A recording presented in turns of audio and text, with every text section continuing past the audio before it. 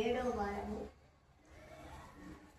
ఈ కలియుగ ప్రత్యక్ష దైవం తిరుపతి తిరుపతి దేవస్థానం వారిచే నిర్వహించబడుతున్నది. ఈ వ్రతము 7 వారములు ఇష్ట నియమములతో ఆచరించినచో అన్ని విఘ్నములు లేకుండా 7 విఘ్నములు లేకుండా మనకు మంచి ప్రాప్తి కలుగుతుంది. పరిచయ వాక్యాలు. హలో వెంకటేశ వెంకట నాయకాయ నమః. శాస్త్రవచనము. శ్రీ వెంకటేశ్వరుని భక్తులంతా శనివారం నాడు ఎక్కువగా ఆరాధించడం అర్చించడం చేస్తుంటారు. వెంకటేశ్వరుని ప్రీతి కోసం శనివారం నాడు భక్తులు తప్పనిసరిగా తలస్నానం చేస్తుంటారు. శనివారం ఒంటిపూట భోజనం చేసి రాత్రి పలహారం మాత్రమే తీసుకుంటూ ఉంటారు. అసలు శనివారం భోజనం చేయకుండా కూడా కొందరు ఉంటారు. భగవంతుని ఎల్లవేళలా అన్ని రోజులు ఆరాధించాలి. అలా కుదిరినప్పుడు కనీసం వారానికి ఒక్క రోజులైనా నియమంగా ఆరాధించాలని అనుకుంటారు భక్తులు. వెంకటేశ్వరుని శనివారం ఇష్టమని శనివారం నాడు ఎక్కువ మంది ఆ స్వామిని ఆరాధిస్తూ ఉంటారు. వెంకటేశ్వరుని శనివారం చాలా ప్రీతికరం అనే మాట నిజమే. అయినా అసలు వెంకటేశ్వరుని స్వామికి శనివారానికి ఉన్న సంబంధం ఏమిటి? స్వామికి శనివారం అంటే ఎందుకు ఎంత ఇష్టము అనే విషయాన్ని కొంచెం పరిశీలించాలి. వారాలలో 7వది చివరిది శనివారం. నవగ్రహాలలో ఒకటైన శనిదేవుడికి చాలా ప్రీతిపాత్రమైన రోజు. శనిదేవుడు మనం చేసిన పనులకు సంబంధించి చెడు ఫలితాలను కొద్ది కాలంలో అనుభవింపచేసి దోషములను పోగొట్టి సుఖాలను కలిగిస్తాడు. సమ్ అంటే సుఖాన్ని నీయతే ఇవ్వబడుతూ ఉంటుందన్నమాట. ఇతని వలన భక్తులకు సుఖం కలుగుతుంది. వెంకటేశ్వరుడు కూడా చేసేది అదే పని. వేం అంటే పాపాలను కటతి అంటే నశింపచేస్తాడు అని అర్థం. పాపాలు నశించిపోవడమే గొప్ప సుఖం. ఈ విధమైన సుఖాన్ని శనిదేవుడు వెంకటేశ్వరుడు కూడా ఇస్తుంటారు. ఈ విషయాన్ని మార్కండేయపురంలో చెప్పారన్నమాట.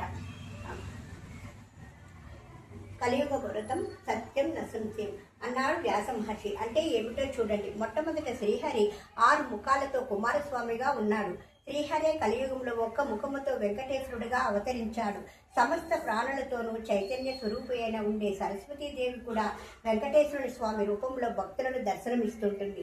అంతేకాదు శనివారం నాడు నియమనిష్టలతో వెంకటేశ్వరుని ఆరాధించే వాళ్ళకి సమస్త కోరికలు తీరుతుంది. అందువలన ఈ శనివారం వ్రతానికి అంతటి ప్రాధాన్యత వచ్చింది. ఈ వ్రతం చాలా ముఖ్యమైనది. ఇది పరమ సత్యము. ఇందులో ఏమాత్రం సందేహపడవలసిన పని లేదు అని అర్థము. పరమ గురువైన ఆదిశంకరాచార్యులు వెంకటేశ్వరుడు బాలాదేవిగా కనిపించాడు. అందుకని ఆయన బాలాజీ అని పిలిచేవారు. కనుక స్వామి భక్తులంతా ఈ శనివార వ్రతం చేసి ఆరోగ్యాన్ని పొందాలి. అపమృత్యు దోషాన్ని కూడా పోగొట్టుకోవాలని పురాణ వచనం. 7 శనివారాల వ్రతం ఎవరు ఆచరించాలి? మేషం, మిథునం, కర్కాటకం, సింహం, కన్యం, వృశ్చికం, కుంభం, మీన లగ్న జాతకులు ఆచరించుట శ్రేయస్కరం. గోచార రీత్యా ఏలిన నాటి శని, అర్ధాష్టమ శని, అష్టమ శని జరుగుతున్న వారు ఈ వ్రతం ఆచరించిన మంచి ఫలితాలు పొందుతారు. జాతక రీత్యా శని మహాదశ, శని అంతర్దశ, శని వివిధ దశలు జరుగుతున్న వారు, లగ్నం అష్టమ శని, వ్యయ శని ఉన్నవారు ఆచరించిన మంచి ఫలితాలు పొందుతారు. ఇనుము వ్యాపారస్తులు, ఇతర లోహ వ్యాపారస్తులు, నూనె వ్యాపారస్తులు, బియ్యం వ్యాపారస్తులు, వ్యాపారంలో ఆటంకాలు కలుగుతున్న వారు ఆచరించిన మంచి లాభాలు పొందుదురు. దీర్ఘకాలిక వ్యాధులు, నరముల వ్యాధులు ఉన్నవారు ఆచరించిన ఆరోగ్య లాభం చేకూరు. ఈ వ్రతం ఎప్పుడు ఆచరించాలి? ఈ శనివారం వ్రతము నాడు. ఇది శనివారం వ్రతము శనివారం నాడు ప్రారంభించాలి. ఈ వ్రతం శనివారాలతో కలిసి త్రయోదశి నాడు ప్రారంభించినా మంచిది. శనివారాలలో కలిసి ఏకాదశుల్లో ప్రారంభిస్తే మంచిది. మాస శివరాత్రి శనివారంతో కూడా వచ్చిన మంచిది. శ్రవణ నక్షత్రంలో శనివారం కలిసి రోజున మంచిది. శనివారాల అనురాధ, ఉత్తరాభద్ర, పుష్యమి నక్షత్రాలు కలిసి మంచి ఫలితం పొందుతురు.